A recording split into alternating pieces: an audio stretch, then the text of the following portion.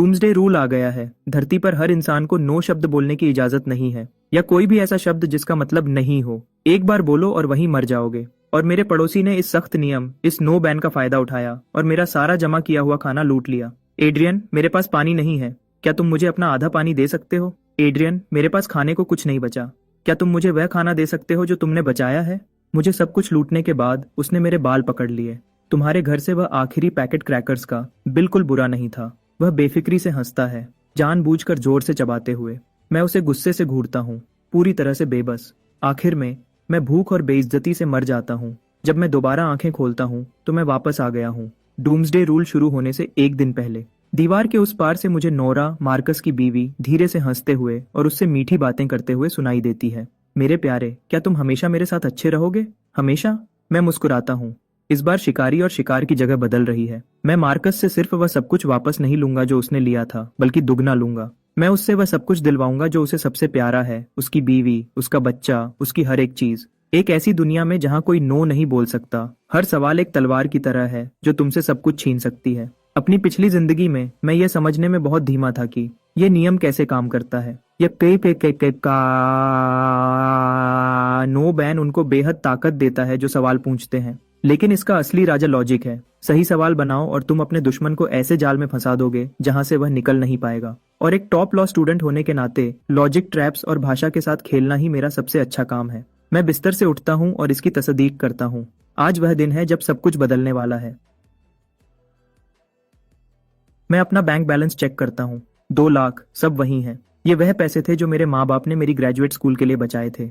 मेरी पिछली जिंदगी में डूम्सडे रूल आते ही ये बेकार हो गए थे, लेकिन अब ये पहला हथियार है जिसे मैं अपने बदले की शुरुआत करने के लिए इस्तेमाल करूंगा। मैं शहर के सबसे बड़े सुपरमार्केट का ऐप खोलता हूँ और अपनी कार्ट में सामान भरने लगता हूँ, तेजी से और बिना किसी रहम के।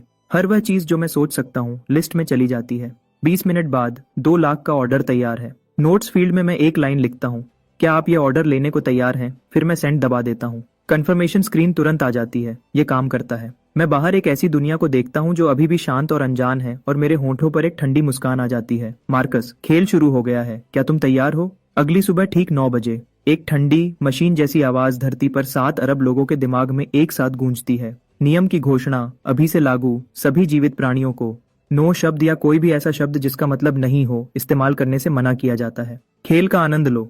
एक पल के लिए दुनिया पूरी तरह से शांत हो जाती है, फिर वह चीखों और अफरा तफरी में फट जाती है, जैसे कोई एवलांच समुद्र में गिर रहा हो। मैंने देखा। मैं खिड़की पर खड़ा हूँ, नीचे सड़क को पूरी शांति से देखता हूँ। पास में एक आदमी दूसरे की तरफ घूमता है और घबराहट में चिल्लाता है, मेरे पास मत आओ।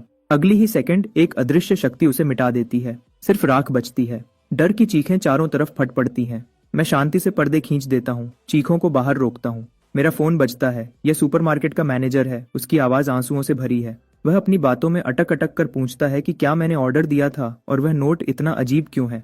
मैं जवाब देता हूँ, शांत जैसे ठहरा हुआ पानी, क्या आप ऑर्डर में सब कुछ डिलीवर करने को तैयार हैं? दूसरी तरफ खामोशी। 1 घंटे बाद एक बहुत बड़ा ट्रक मेरी बिल्डिंग के नीचे आता है। कई पीले चेहरे वाले मजदूर, मैनेजर और मेरे साथ एक दोस्ताना बातचीत के बाद सामान ऊपर ले जाने लगते हैं। मेरा अपार्टमेंट तीसरे फ्लोर पर है, कोई लिफ्ट नहीं है। मेरा सामान जल्दी ही पूरे हॉलवे को भर देता है। पड़ोसी अपनी आंखें पीप होल्स पर दबाए हुए हैं, डर और लालच से घूर रहे हैं, लेकिन कोई बाहर निकलने की हिम्मत नहीं करता। जब आखिरी बॉक्स भी ऊपर आ जाता है तो मजदूर मेरी तरफ देखता है, होंठ कांप रहे हैं, मुश्किल से खड़ा है। सर, क्या हम अब जा सकते हैं? मैं मुस्कुराता हूँ और उन सबको एक पानी की बोतल और एक रोटी का टुकड़ा देता हूँ। बिल्कुल, क्या आप अभी निकलने को तैयार हैं? जैसे माफी मिले हुए कैदी वह हाथ पैरों के बल भाग जाते हैं। दरवाजा बंद करता हूँ। मैं सामान के पहाड़ के सहारे पीछे झुक जाता हूँ और आखिरकार थकान का बोझ महसूस करता हूँ। यह तो बस शुरुआत है। मैं एक नया टूल बॉक्स खोलता हूँ और अपने शेल्टर को मजबूत करना शुरू करता हूँ। अपनी पिछली जिंदगी में मैंने पड़ोसी की मदद की पुकार पर जवाब देकर यह गलती की थी कि मेरे पास सामान है, और उन पुकारों ने मार्कस, उस भूखे भेड़िए को मेरे दरवाजे तक लाया। इस बार मेरी दुनिया को सिर्फ खामोशी चाहिए। मैं पूरी दोपहर हर दरवाजे और खिड़की की हर दरार को बंद करता हूँ। मैं बेडरूम के दरवाजे पर 3 और ताले लगाता हूँ। जब यह हो जाता है तो मैं काउच पर गिर जाता हूँ। पानी के कुछ डिब्बे अभी भी हॉलवे में हैं। मैं सांस लेता हूँ और एक आखिरी कोशिश के लिए खुद को खड़ा करता हूँ। ठीक तभी जब मैं आखिरी डिब्बा अंदर ला रहा होता हूँ, हॉल के उस पार का दरवाजा धीरे से खुलता है। मार्कस अपना सिर बाहर निकालता है। उसके चेहरे पर वह पूरी तरह से तैयार की हुई मुस्कान है, एक गरम दोस्ताना पड़ोसी जैसी। लेकिन जैसे ही उसकी आंखें उस डिब्बे पर पड़ती हैं जिसे मैंने अभी तक अंदर नहीं किया है, मैं उसकी आंखों में लालच की चमक देखता हूँ। बिल्कुल वही नजर जो उसकी पिछली जिंदगी में थी जब उसने मुझे दीवार से लगाया था। वह मुझे देखता है और हैरानी का नाटक करता है। अरे एड्रियन, क्या तुम शिफ्ट हो रहे हो? उसकी नजर मेरे पास रखे पानी के डिब्बों पर ऐसे चिपक जाती है जैसे सांप अपनी जुबान निकालता है। मैं कुछ नहीं कहता, बस उसे देखता हूँ। मेरी पिछली जिंदगी में यही भलाई का मुखौटा था जिसने मुझे अपनी सावधानी छोड़ने पर मजबूर किया। उसने एक फिक्र करने वाले बड़े दोस्त का नाटक किया, मेरी जिंदगी के बारे में पूछा और जो कुछ मैं जानता था वह सब निकलवा लिया। और फिर जब मेरे पास कुछ नहीं बचा तो उसने अपने असली दांत दिखाए। मेरी खामोशी से बेअसर वह मुस्कुराता रहता है और आमतौर पर मेरे पैरों के पास रखे पानी के डिब्बे की तरफ इशारा करता है। मैं उस उंगली को घूरता हूँ, अपने हाथ में पकड़े रेंच को उस पर पटकने की इच्छा से लड़ता हूँ, शांत रहने के लिए। अभी सही वक्त नहीं है। शिकार पहले ही मेरे जाल में आ चुका है। मुझे बस उसे कदम कदम पर अपनी मर्जी से सीधा जाल के बीच तक ले जाना है। वह सोचता है कि वह अभी भी कंट्रोल में है, अभी भी शिकारी है, और मैं अभी भी वही बेबस बेवकूफ शिकार हूँ जिसके साथ वह जो चाहे कर सकता है। वह मुझे सबसे आसान सवालों से परखना चाहता है, यह देखने के लिए कि क्या मैं नियम को समझता हूँ, मेरी हदों को महसूस करने के लिए। वह मेरा दरवाजा खोलना चाहता है और मेरा सामान सबसे कम कीमत पर लेना चाहता है। तो आगे बढ़ो और पूछो। तुम्हारे मुंह से निकला हर एक शब्द वह रस्सी बनेगा जिससे तुम खुद को फांसी दोगे। मार्कस आखिरकार अपना छोटा सा वन मैन शो खत्म करता है, झुकता है और अपना चेहरा मेरे करीब लाता है। वह एक गरम दोस्ताना लहजा अपनाता है जो उसे लगता है। एड्रियन मैन, बाहर बहुत गर्मी है, क्या तुम अपना आधा पानी मेरे साथ शेयर कर सकते हो? यह रहा सवाल। एक ठहरे हुए तालाब में पत्थर गिरने की तरह बाहर की तरफ फैलता है, घुटन भरे हॉलवे में गोल गोल घूमता है। हवा जम सी जाती है। मैं सूरज की आखिरी रोशनी में उड़ते हुए छोटे धूल के कणों को भी देख सकता हूँ। मार्कस वह परफेक्ट मुस्कान बनाए रखता है। उसकी आंखें इस यकीन से चमक रही हैं कि वह पहले ही जीत चुका है। उसे यकीन है कि मैं मना नहीं कर सकता। आखिर नियम सब पर बराबर लागू होता है। मेरी पिछली जिंदगी में उसी सवाल का सामना करते हुए मैं घबरा गया था, अपनी बातों में अटक रहा था, समझ नहीं आ रहा था कि क्या कहूँ। आखिर में नियम के अदृश्य बोझ से दबकर मैंने बिना कुछ कहे हार मान ली। पानी का वह डिब्बा मेरे दरवाजे से उसकी पहली कदम था और मेरा पहला कदम गहराई में। लेकिन अब उसके उस नकली चेहरे को घूरते हुए मेरा दिल बर्फ जैसा ठंडा और पूरी तरह से शांत है। वह सोचता है कि उसका सवाल चालाक है। क्या तुम आधा शेयर कर सकते हो? एक टेक्स्ट बुक जैसा गोलमोल और खुला सवाल। यह जैमल था, यह जालों से भरा है। वह पड़ोसियों की जान पहचान का फायदा उठाता है ताकि लूट को उदारता के रूप में छुपा सके। नो बैन की ताकत का फायदा उठाता है ताकि मैं मना न कर सकूं। अगर मैं मान जाता हूं तो उसने नियम की हदों को समझ लिया है और मेरी कमजोरी को मुफ्त में पकड़ लिया है। अगर मैं घबरा जाता हूं और बाहर निकलने की कोशिश करता हूं तो उसे यकीन हो जाएगा कि मैं ऐसा इंसान हूं जिसे वह कुछ भी कर सकता है। नाटक बंद करो मार्कस। तुम्हारी वह सस्ती मुस्कान किसी को नहीं, सिर्फ तुम्हें बेवकूफ बना रही है। जवाब देने की बजाय मैंने धीरे से अपना मुंह खोला। मार्कस, मैं ठीक से समझ नहीं पाया। क्या तुम मुझसे पूछ रहे हो? मैं जानबूझकर रुकता हूँ, फिर मैं एक एक शब्द करके बताता हूँ, हर वह अनकही बात जो उसने अभी कही थी। क्या तुम पूछ रहे हो कि क्या मैं वह पानी जो मैंने मेहनत से खरीदा है, 3 मंजिलें ऊपर लाया हूँ और उसका आधा तुम्हें मुफ्त में दे दूं? क्या तुम्हारा यही मतलब है? हॉलवे में पूरी खामोशी छा जाती है। मार्कस का चेहरा बदल जाता है, गर्मी गायब हो जाती है, उसकी जगह तेज शक आ जाता है। उसे बिल्कुल उम्मीद नहीं थी इसकी।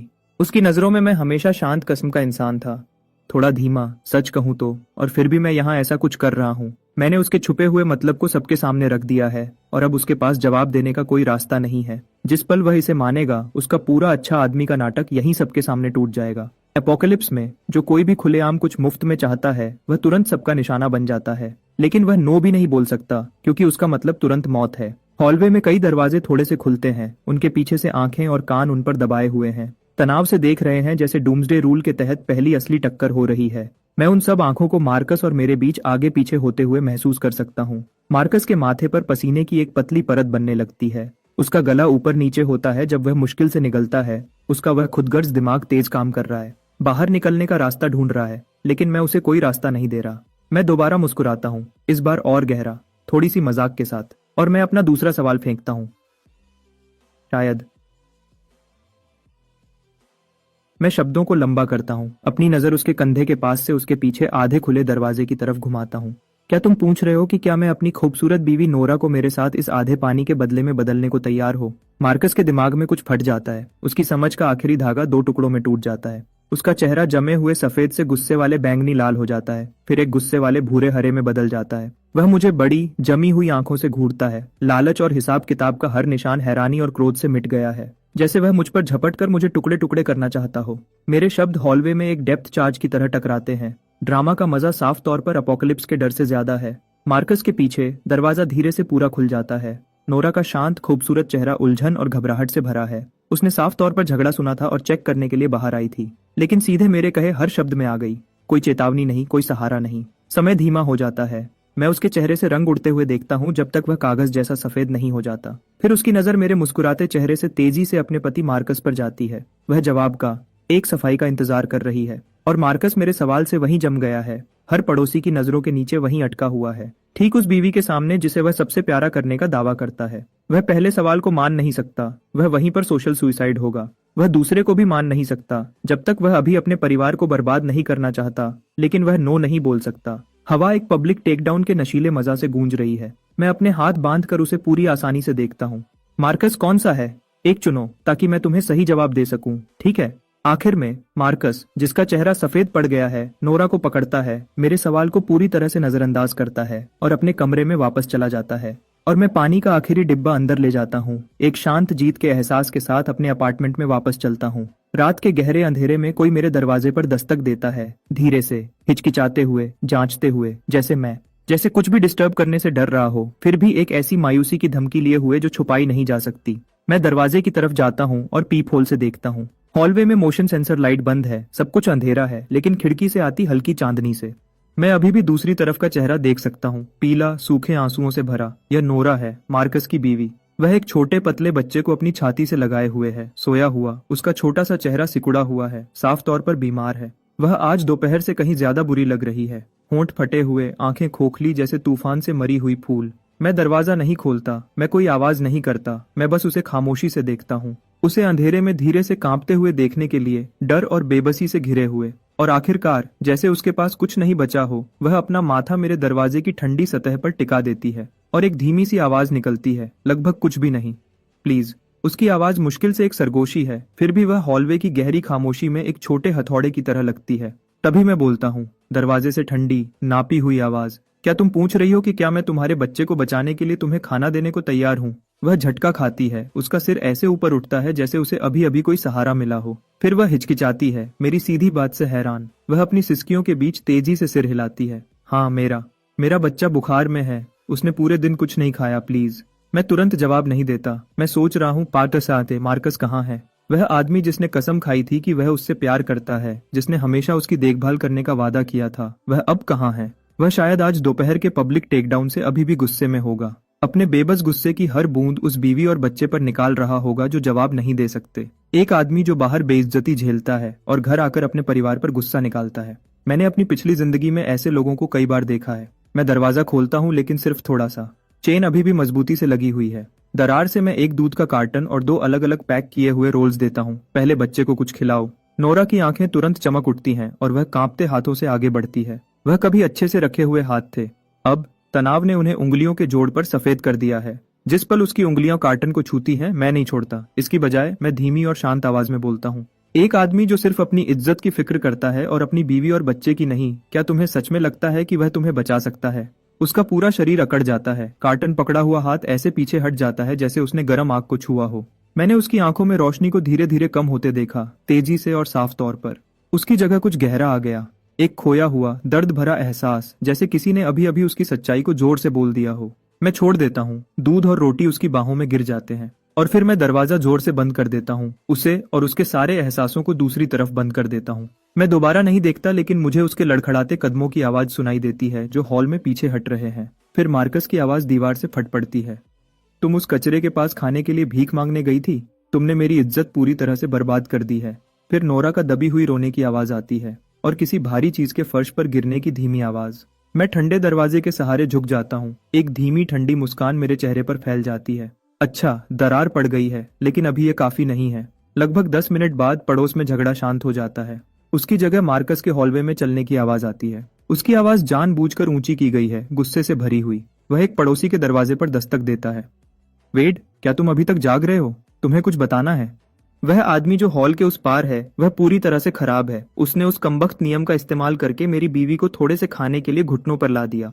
लीसा, तुम्हें सावधान रहना होगा। हमारा पड़ोसी एक राक्षस है। वह नियम का इस्तेमाल करके हम सबसे चोरी कर रहा है। अफवाहें अपोकलिप्स में सबसे सस्ता और तेज हथियार हैं जो बिना किसी मेहनत के डर और नफरत को भड़का देती हैं। जल्दी ही मेरे दरवाजे के बाहर फिर से कदमों की आवाज इकट्ठी होती है। इस बार यह एक इंसान नहीं है, यह कम से कम 4 या 5 लोगों के आगे पीछे चलने की आवाज है। सब मेरे दरवाजे के ठीक बाहर रुक जाते हैं, जैसे कुत्तों का झुंड जिन्होंने खून की बू सूंघ ली हो। पीप होल से मैं मार्कस को आगे देखता हूँ। उसका चेहरा एक काले बदले की भूख से भरी संतुष्टि से बिगड़ा हुआ है। उसके पीछे कई बड़े आदमी खड़े हैं। सब इस बिल्डिंग के रहने वाले हैं। कुछ के हाथों में बेसबॉल बैट्स हैं, दूसरे रेंचेस पकड़े हुए हैं। तनाव तुरंत अपनी ऊंचाई पर पहुंच जाता है। बाहर से भारी रुक रुक कर सांस लेने की आवाज आती है, जो मुझसे सिर्फ एक पतले सिक्योरिटी डोर से अलग है। लालची खतरनाक इरादा इतना गहरा है कि लगता है जैसे वह जमकर टपक सकता है। एड्रियन, दरवाजा खोलो। मार्कस की आवाज दरवाजे से आती है, जबरदस्ती की अथॉरिटी की परत में लिपटी हुई, कस के कंट्रोल की हुई उत्तेजना। उसने साफ तौर पर आज दोपहर से सीख लिया है। 4 छोटे शब्द, सब आदेश, हर उस सवाल से बचकर जो नियम को चालू कर सकता है। मैं दरवाजे के पीछे खड़ा उस बिगड़े हुए चेहरे को पीप होल से देखता हूँ। उसके पीछे वेड के पास एक भारी पाइप व्रेंच है और दूसरी तरफ लीसा, खाली हाथ। उसकी आंखें मेरे एंट्रीवे में रखे डिब्बों पर टिकी हुई हैं। ये पड़ोसी नहीं है, ये गिद्ध हैं जिन्होंने खून की बू सूंघ ली है। मैं हिलता नहीं, मैं बस देखता हूँ। एड्रियन, हम सब यहाँ पड़ोसी हैं। वक्त बदल गया है, हमें एक दूसरे का ख्याल रखना चाहिए। जब मैं जवाब नहीं देता तो मार्कस अपनी आवाज धीमी करता है। तुमने एक इंसान के इस्तेमाल से कहीं ज्यादा खरीदा है। सबके साथ थोड़ा शेयर करो, हम सब तुम्हारी भलाई याद रखेंगे। हाँ एड्रियन, बस खोलो, हम बस बात करना चाहते हैं। वेड बीच में बोलता है, जबकि अनजाने में वह पाइप रेंच अपनी हथेली पर थपथपाता है। मेरे होठों पर एक ठंडी मुस्कान आती है। हथियारों के साथ बात करना चाहते हो? मेरी पिछली जिंदगी में मैं शायद डर के मारे उनसे बात करने की कोशिश करता या कमजोरी की वजह से हार मान लेता, लेकिन इस जिंदगी में यह दरवाजा जिंदगी और मौत के बीच की रेखा है और ये मेरा स्टेज भी है। मैं इसे देखने का इंतजार नहीं कर सकता। मैं अपना गला साफ करता हूँ। मेरी आवाज दरवाजे से गुजरती है, मजबूत और साफ, बाहर हर कान तक पहुंचती है। मार्कस, क्या तुम सबको यह बताना चाहते हो कि तुमने उन्हें यहाँ अपने ढाल के रूप में आने के लिए धोखा दिया, सिर्फ इसलिए ताकि तुम मेरा सामान खुद के लिए ले सको? वह वाकया बर्फ के पानी की बाल्टी की तरह लगता है। दरवाजे के बाहर की गर्मी तुरंत बुझ जाती है, उसकी जगह गहरी खामोशी छा जाती है। मार्कस का चेहरा साफ तौर पर जम जाता है, उसका मुंह खुलता है, उसका गला तेजी से काम करता है। वह इसे मना करना चाहता है, नो कहना चाहता है, यह सच नहीं है कहना चाहता है, लेकिन नियम के तहत वह शब्द मौत की तलवार है। यह नहीं है कहो और वहीं मर जाओगे। मैं तुरंत राख नहीं बना। वह सब कुछ गले में दबोच लेता है। उसका चेहरा गहरे बदसूरत लाल रंग का हो जाता है। उसकी कनपटी पर नसें साफ तौर पर फड़क रही हैं और उसके पीछे पड़ोसी, उनके चेहरे तुरंत बदल जाते हैं। एक बार शक का बीज बो दिया जाता है, अपोकलिप्टिक घबराहट से सींचा जाता है, तो वह एक बहुत बड़ी और न रुकने वाली चीज बन जाता है। वेड का रेंच हवा में जम जाता है। उसकी आंखें मार्कस और मेरे बीच अनिश्चित रूप से चमक रही हैं। यह झूठ है। मार्कस आखिरकार अपनी आवाज निकालता है, जो तनाव से तेज हो जाती है। वह हमें एक दूसरे के खिलाफ करने की कोशिश कर रहा है। एक बार हम अंदर आ गए तो सब कुछ बराबर बांट जाएगा। बराबर बांट जाएगा। मैं एक धीमी हंसी निकालता हूँ जो मजाक से भरी है। क्या यहाँ सबको सच में लगता है कि एक आदमी जो अपनी बीवी को सौदे के लिए इस्तेमाल कर सकता है, वह सच में तुम्हारे साथ कुछ भी बराबर बांटेगा? बाहर शोर और बढ़ जाता है। लीसा मार्कस को ऊपर से नीचे तक ऐसे देखती है जैसे कोई कचरा चेक कर रहा हो। एड्रियन, अपना मुंह बंद करो। मार्कस गुस्से से चिल्लाता है। उसकी बेइज्जती गुस्से में बदल जाती है। वह मेरे दरवाजे पर मुट्ठी मारता है। सब अंदर घुसो, इसे तोड़ दो, जो भी होगा उसकी जिम्मेदारी मैं लूंगा। मैं जिम्मेदारी लूंगा? गुरे, कितनी हिम्मत! मैं दरवाजे का लॉक खोलता हूँ। एक तेज क्लिक की आवाज जो गहरी शांत हॉलवे में बिजली की तरह गूंजती है। बाहर के लोगों को साफ तौर पर उम्मीद नहीं थी कि मैं खुद दरवाजा खोलूंगा। उन्होंने सहज रूप से आधा कदम पीछे ले लिया। दरवाजा खुला है, लेकिन सिर्फ एक दरार। मजबूत चेन अभी भी कस के बंद है। उनकी दुनिया और मेरी दुनिया को पूरी तरह से अलग रखती है। मैं दरार के पीछे खड़ा हूँ। एक आंख दिखाई दे रही है। इस भीड़ को ठंडी नजरों से घूरता हूँ। चलो फिर, कौन पहला कदम उठाना चाहता है? मैं आराम से अपनी जेब में हाथ डालता हूँ, एक यूटिलिटी नाइफ निकालता हूँ और ब्लेड को बाहर निकालता हूँ। उनकी नजरों में यह चाकू कुछ भी नहीं हो सकता। एक ऐसी दुनिया में जहाँ नो बैन का राज है, भाषा ही एकमात्र न्यूक्लियर हथियार है जो मायने रखता है। वेड, ठीक है ना? मैं ग्रुप के सबसे बड़े आदमी को देखता हूँ। तुम्हारे पास एक भारी रेंच है। अगर तुम इसका इस्तेमाल मेरा दरवाजा तोड़ने के लिए करते हो, तो क्या तुम घर में घुसने और अपने परिवार के हर इंसान की तुरंत मौत का खतरा उठाने को तैयार हो? वेड का हाथ जोर से झटका खाता है। रेंच लगभग सीधा उसके अपने पैर पर गिर जाता है। ये एक लॉजिक ट्रैप है। नियम शायद सिर्फ नेगेटिव शब्दों पर बैन लगाता है, लेकिन ये इरादे को भी परखता है। अगर मैं इसे चोरी कहता हूँ और वह इसे मना नहीं कर सकता क्योंकि वह नो नहीं बोल सकता, तो लॉजिक के हिसाब से उसने इसे मान लिया है। और एक बार जब मैं उसे उस हाई रिस्क लेबल की पुष्टि करने में मदद करता हूँ, तो उसके अंदर मौत का डर बेहद बढ़ जाएगा। मैं... वेड हकलाता है, पसीना उसके चेहरे से बह रहा है। वह कहना चाहता है कि मैं यहाँ किसी को लूटने नहीं आया हूँ, लेकिन वह कह नहीं सकता। वह एक सवाल हर रास्ते को बंद कर देता है। क्या हुआ? शब्द नहीं मिल रहे। मेरी नजर ठंडी रहती है जब मैं हॉलवे में हर चेहरे को देखता हूँ। या शायद लीसा, क्या तुम मार्कस के खाने के लिए तैयार हो? अपने बच्चे को इस दुनिया में अनाथ छोड़ने के लिए। लीसा कांप जाती है। उसकी आंखों में लालच तुरंत मिट जाती है और उसकी जगह पूरा डर आ जाता है। वह पीछे झटका खाती है जैसे उसे जला दिया गया हो। देखो मार्कस, मैं उसे दरार से देखता हूँ। उसका चेहरा गुस्से वाला भूरा है। कोई भी तुम्हारे लिए मरने को तैयार नहीं है। मार्कस गिरने की कगार पर है। उसने सोचा था कि संख्या मुझे पीछे हटने पर मजबूर कर देगी या कम से कम उन्हें अंदर घुसने देगी, लेकिन वह भूल गया। एक ऐसी दुनिया में जहाँ कोई नो नहीं बोल सकता, हर वह पल जो मना करने की मांग करता है वह मौत की सजा है। सजा गिरने का इंतजार कर रही है। वह मेरे इल्जामों को गलत साबित नहीं कर सकता और वह इन लोगों को नियम को चालू किए बिना शांत नहीं कर सकता। मार्कस आखिरी बार हिम्मत करता है। मुझसे घूमकर पड़ोसियों की चमकती आंखों का सामना करता है। हमारे बचने का एक ही रास्ता है कि हम उसका सामान ले लें, या क्या तुम सब भूख से मरना चाहते हो? भूख से मरना। मैं वह शब्द पकड़ता हूँ और अपनी तलवार दोबारा फेंकता हूँ। अगर तुम्हें सबके भूखे मरने की इतनी फिक्र है तो तुमने वह 2 डिब्बे सॉसेजेस और वह चावल का बैग क्यों नहीं निकाला जो तुमने अपने घर में छुपा रखा है? इस बार हवा सिर्फ ठंडी नहीं होती, वह पूरी तरह से जम जाती है। हॉलवे में हर आंख मार्कस पर ऐसे टिक जाती है जैसे स्पॉटलाइट। भूखे शिकारी जानवरों की भूखी नजर जिन्होंने अभी अभी शिकार ढूंढा हो। मार्कस की आंखों की पुतलियां तेजी से सिकुड़ती हैं। उसके पास सच में घर में चीजें छुपी हुई हैं। उसका आखिरी पत्ता। उसने कभी सोचा भी नहीं था कि मैं जानता हूंगा, और तो और इसे यहीं अभी सबके सामने खोल दूंगा।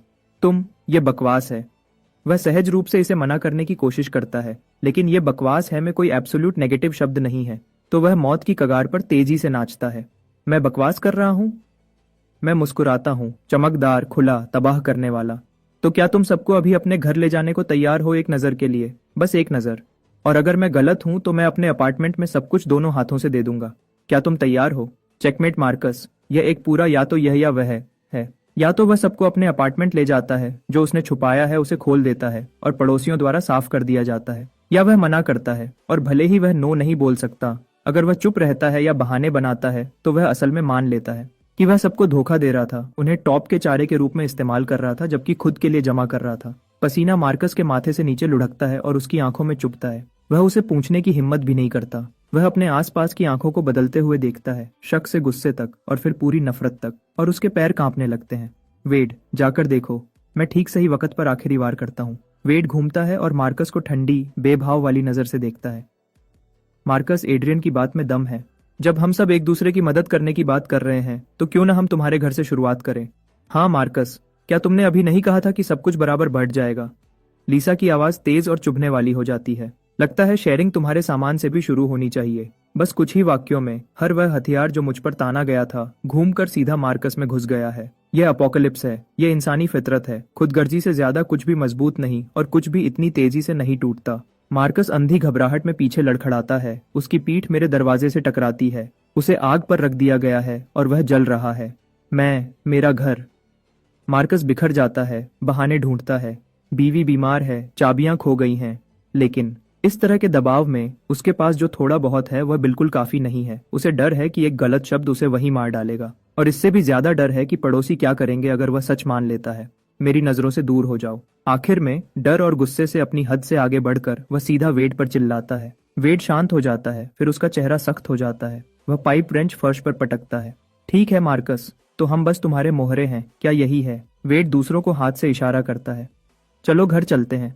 जो कोई भी अब इस आदमी से परेशान होगा वह बेवकूफ है। भीड़ जितनी तेजी से इकट्ठी हुई थी उससे ज्यादा तेजी से बिखर जाती है। वह यहाँ सिर्फ उसके लिए थे जो उन्हें मिल सकता था। अब जब उन्होंने मार्कस को उसके असली रूप में देख लिया है, एक आदमी जो सब कुछ मुफ्त में लेना चाहता है, और उसने सामान जमा कर रखा था जिसे उसने शेयर करने से मना कर दिया।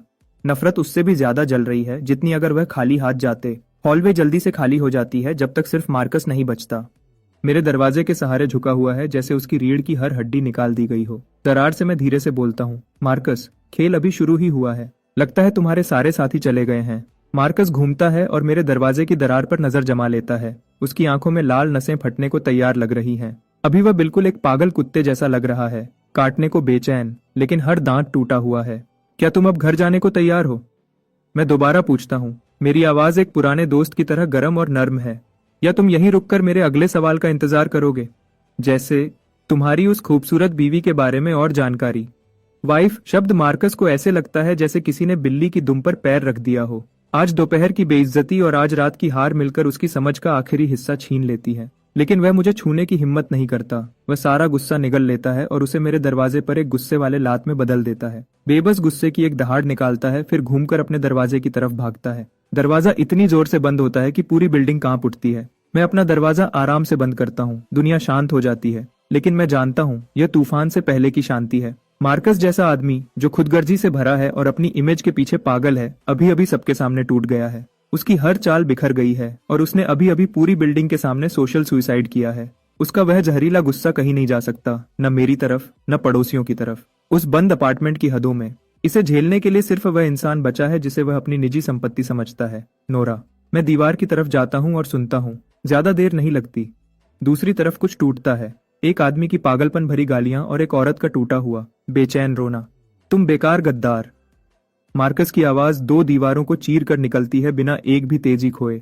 क्या तुमने उसे बताया कि हमारे पास खाना था? क्या यह तुम थी? एक तेज आवाज, थप्पड़ की आवाज और नोरा की दर्द भरी चीख सीधे अंदर आती है। मैं काउच पर बैठ जाता हूँ और अपनी आंखें बंद कर लेता हूँ। पल एक के बाद एक गुजरते जाते हैं। बाहर आसमान पूरी तरह से अंधेरा हो जाता है। पड़ोस में हिंसा की आवाजें बहुत देर तक चलती रहती हैं, फिर आखिरकार रात के गहरे अंधेरे में खो जाती हैं। मैं जानता हूँ वह पल आ रहा है। वह दरवाजा जिसे मार्कस ने अपने हाथों से बंद किया था बहुत जल्दी दोबारा खुलेगा। मैं अंधेरे में बैठा अपनी दरवाजे को खामोशी से देखता हूँ। यकीनन लगभग आधे घंटे बाद बाहर से सबसे हल्की कदमों की आवाज आती है। उसके बाद एक ऐसी दस्तक आती है जो इतनी धीमी है कि लगभग कुछ भी नहीं। चलो, मैं उठता हूँ, दरवाजे तक जाता हूँ और पीप होल से देखता हूँ। हॉलवे की खिड़की से आती हल्की चांदनी में मैं एक चेहरा देखता हूँ जो आंसुओं के निशानों और चोटों से भरा है। यह नोरा है, अपने बेटे छोटे बेन को अपनी छाती से लगाए हुए। वह बस वहीं खामोशी से खड़ी है। मैं जानता हूँ वह क्या कर रही है। वह इस बात पर दांव लगा रही है कि क्या मैं दरवाजा खोलूंगा। बिल्कुल मैं खोलूंगा, भलाई के लिए नहीं, बल्कि इसलिए क्योंकि वह आखिरी टुकड़ा है जो मुझे मार्कस को पूरी तरह से तोड़ने के लिए चाहिए। नोरा को अंदर लेना उसे किसी भी और चीज से कहीं ज्यादा गहरा जख्म देगा। मैं तुरंत हैंडल नहीं घुमाता। इसकी बजाय मैं दरवाजे की ठंडी सतह के करीब झुकता हूँ और इतनी धीमी आवाज में बोलता हूँ कि सिर्फ हम दोनों सुन सकें। नोरा, मेरे दरवाजे पर ऐसे खड़ी हो, क्या तुम मुझसे कुछ पूछना चाहती हो? बाहर की परछाई तेज झटका खाती है। उसकी कांपती आवाज अंधेरे से आती है, बस एक शब्द उसके सिसकियों में टूटने से पहले। मैं सब्र से इंतजार करता हूँ, एक शिकारी जो अपने शिकार को नर्म हाथ से आगे बढ़ा रहा है। क्या तुम पूछ रही हो कि क्या मैं तुम्हें और तुम्हारे बच्चे को कुछ खाना देने को तैयार हूँ? मैं उसके लिए कहता हूँ। वह एक पल के लिए शांत रहती है, फिर एक हल्का लेकिन साफ शब्द आता है, हाँ। मैं बदलता हूँ। एक ठंडी जांच की आवाज मेरी आवाज में आती है। क्या तुम पूछ रही हो कि क्या मैं तुम्हें और तुम्हारे बच्चे को अंदर लेने और तुम्हें रहने के लिए एक सुरक्षित जगह देने को तैयार हूँ? यह सवाल पिछले वाले से कहीं ज्यादा भारी है। खाना लेना सिर्फ एक लेन देन है, लेकिन सहारा लेना पूरी तरह से धोखा और हार मान लेना है। बाहर की खामोशी पूरे आधे मिनट तक खिंचती है। मैं उसके अंदर चल रही जंग की तस्वीर बना सकता हूँ। आखिरकार, जैसे उसके पास बची हर आखिरी ताकत को इस्तेमाल करते हुए उसकी आवाज वापस आती है, भारी लेकिन मजबूत। हाँ, अच्छा। मैं धीरे से अपना हाथ लॉक पर रखता हूँ और दरवाजे को थोड़ा सा खोलता हूँ। नोरा का रूप दिल तोड़ने वाला है। उसके बाल उलझे हुए चेहरे पर चिपके हुए हैं। उसकी मुंह का कोना फटा हुआ और रिस रहा है। उसके बाएं गाल पर एक गहरा 5 उंगलियों का निशान ऊंचा उठ रहा है, जो पहले ही बैंगनी हो रहा है। नोरा, तो तुम सच में यह पूछ रही हो, क्या तुम मेरी हिफाजत कबूल करने और घर के रोज के काम संभालने को तैयार हो? तुम्हारे और तुम्हारे बच्चे के लिए खाने और पूरी सुरक्षा के बदले में, क्या यही ठीक है? मैं हिफाजत और घर के काम संभालने पर जोर देता हूँ। यह दान नहीं है, यह एक कॉन्ट्रैक्ट है। वह सिर्फ एक सेकंड के लिए हिचकिचाती है, फिर मार्कस की आवाज दीवार से दोबारा आती है, धीमी और मुश्किल से रोके हुए गुस्से से भरी हुई, उसकी टखने के गिर्द सांप की तरह लपेटती हुई। वह जय ही जोर से कांप जाती है, फिर सीधे मेरी तरफ देखती है और एक मजबूत भारी सिर हिलाती है। हाँ। मैं एक तरफ हट जाता हूँ दरवाजे को साफ करते हुए। फिर स्वागत है। जब नोरा माफी मिली हुई कैदी की तरह चलती है, छोटे बेन को पकड़े हुए, वह आधा लड़खड़ाती आधा तेजी से दरवाजे से अंदर आती है। मैं दरवाजा बंद करता हूँ, लॉक करता हूँ और मार्कस की दुनिया को पूरी तरह से बाहर कर देता हूँ। मार्कस एक घायल जानवर की तरह दहाड़ता है। उसके बाद तेजी से दरवाजा पीटने की आवाज आती है। नोरा, तुम गद्दार, अभी बाहर आओ। नोरा अकड़ जाती है। उसके चेहरे से सारा रंग उड़ जाता है और वह छोटे बेन को कस के पकड़ती है, हवा में पत्ते की तरह कांपती हुई। मैं उसके पास जाता हूँ और धीरे से अपना हाथ उसके कंधे पर रखता हूँ। डरो मत, तुम यहाँ सुरक्षित हो। मैं साफ साफ कहता हूँ, इस पल से तुम और तुम्हारा बच्चा सुरक्षित हो। वह मेरी तरफ देखती है। उसके चेहरे पर बेयकीनी लिखी हुई है। मैं काउच की तरफ इशारा करता हूँ।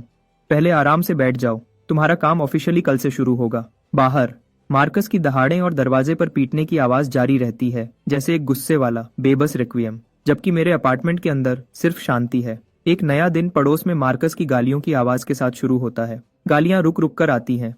कोई नयापन नहीं, बस वही थकी हुई गंदी बातें बार बार। मैं उन सबको इग्नोर करता हूँ। मैं फ्रिज से दूध और टोस्ट निकालता हूँ और आराम से नाश्ता बनाता हूँ। नोरा और छोटा बेन काउच पर बैठे हैं, एक बड़ा एक छोटा, दोनों साफ तौर पर तनाव में और अनिश्चित। मैं उसके सामने एक प्लेट सरका देता हूँ।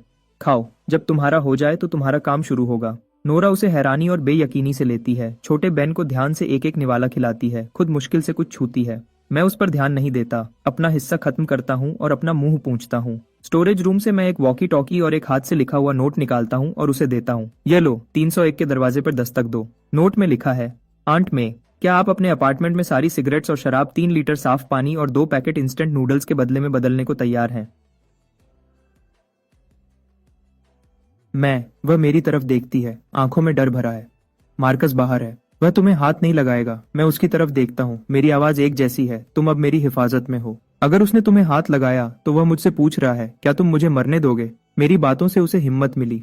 उसने धीरे से सांस ली, जैसे कोई फैसला कर रही हो। फिर वह छोटे बेन को उठाती है, वॉकी टॉकी और नोट लेती है और दरवाजे की तरफ चलती है। एंट्रेंस पर लगे कैमरा से मुझे हॉलवे में सब कुछ साफ दिख रहा है। नोरा 301 के दरवाजे पर दस्तक देती है। लगभग उसी वक्त मार्कस अपने अपार्टमेंट से बाहर निकलता है। उसने कई दिनों से शेव नहीं की थी, आंखें अंदर धंसी हुई थी, उससे पुरानी और खट्टी सी बदबू आ रही थी।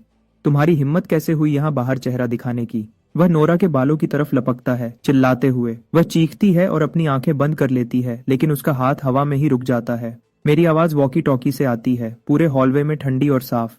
मार्कस, क्या तुम पक्का हो कि उसे हाथ लगाना चाहते हो? मार्कस पूरा शांत हो जाता है। वह धीरे से अपना सर घुमाता है और मेरी दरवाजे पर लगे कैमरा पर अपनी नजर गड़ा देता है।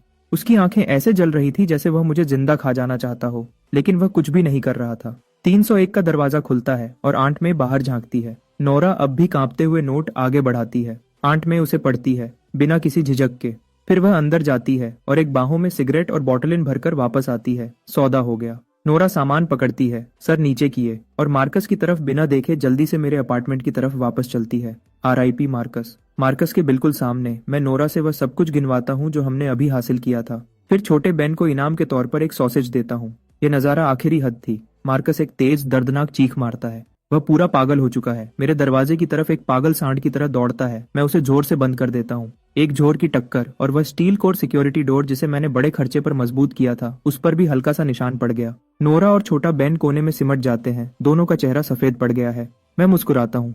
तो बात यहाँ तक आ गई, सबसे पुराना तरीका और सबसे बेवकूफाना। मैं दरवाजे की तरफ चलता हूँ, पीपहोल से देखने के लिए नहीं, बल्कि उसके बगल में एक छोटा सा स्विच दबाने के लिए। बाहर मार्कस अपनी मुट्ठी उठाता है मारने के लिए और अचानक रुक जाता है। कोई अदृश्य चीज उसे जबरदस्त ताकत से टकराती है। उसका शरीर पीछे की तरफ झुक जाता है, हर मसल जोर से हिलने लगता है, हर बाल खड़ा हो गया। उसके मुंह से एक टूटी हुई सिसकारी की आवाज निकलती है। वह हाई वोल्टेज ट्रैप ग्रिड जो मैंने दरवाजे के पैनल के अंदर लगाया था।